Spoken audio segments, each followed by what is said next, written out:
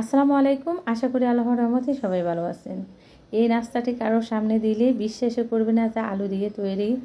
এতটা মজার নাস্তা আমরা শুধু আলু আর আটা দিয়ে তৈরি করে নিতে পারবো, যেহেতু এখন আলু সস্তা। ইচ্ছা মতো আলু দিয়ে আমরা নাস্তা তৈরি করে খেতে পারবো, আর বাচ্চারা তো ভীষণ পছন্দ করবে এই নাস্তাটি।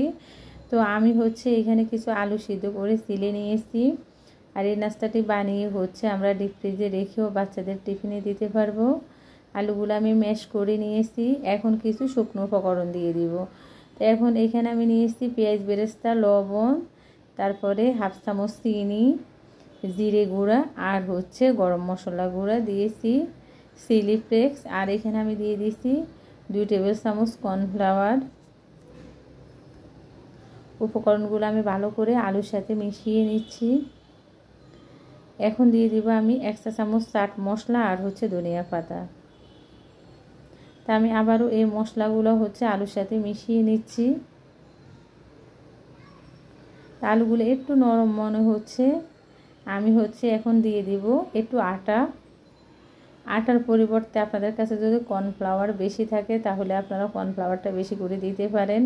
এখানে আমি কিছু আটা নিয়েছি। এখন আটার মধ্যে কিছু শুকনো মশলা দিব, মরিচ গুঁড়া, লবণ, জিরে গুঁড়া, চাট মশলা আর হাফ চা চামচ বেকিং পাউডার। উপকরণগুলো আমি আটার সাথে মিশিয়ে নিব।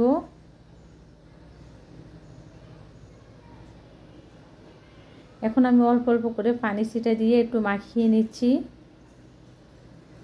এই কাজটা আপনাদেরকে দেখেই শিখে নিতে হবে, আসলে বলে বোঝানো যাবে না, একেবারে সহজ। এখন আমি এই আটাগুলা সেলে নিব একটা চালনি দিয়ে।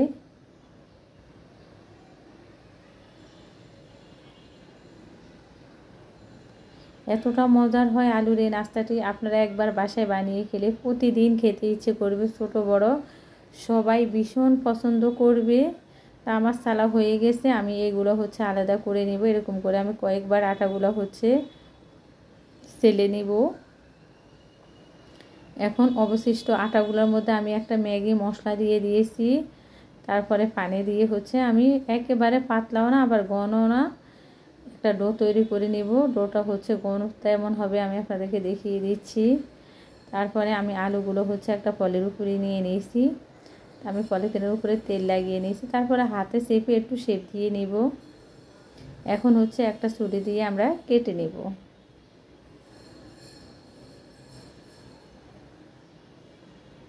আমি কেটে নিচ্ছি। আপনারা আপনাদের ইচ্ছা মতো পিস করে নিতে পারেন।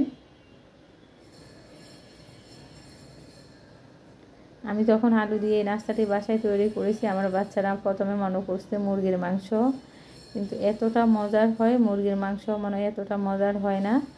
আমি প্রথমে আটার ডোর মধ্যে চুবিয়ে তারপরে শুকনো আটাগুলোর মধ্যে আমি কোট করে নিয়েছি। একইভাবে আমি সবগুলো নাস্তা তৈরি করে নিয়েছি। এখন আমি তেলের মধ্যে সেঁকে নিব। তো তেলগুলো গরম হয়ে গেছে। আমি গরম তেলের মধ্যে নাস্তাগুলো দিয়ে দিচ্ছি।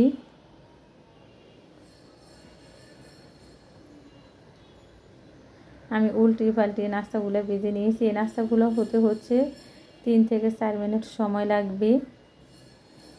ভীষণ মজার, মুসমুসে উপর থেকে মুসমুসে, ভিতরে সফট। আমি একইভাবে সবগুলো নাস্তা ভেজে নিয়েছি। দেখেন মাশাআল্লাহ, একবার বাসায় বানিয়ে খাবেন। আর ভালো লাগলে প্লিজ আমার চ্যানেলটি সাবস্ক্রাইব করবেন, লাইক দিবেন, শেয়ার করবেন। আপনারা দেখে বুঝতে পারতেছেন কতটা মজার হয়েছে এই নাস্তাটি। তো সবাই ভালো থাকবেন। আল্লাহ হাফিজ।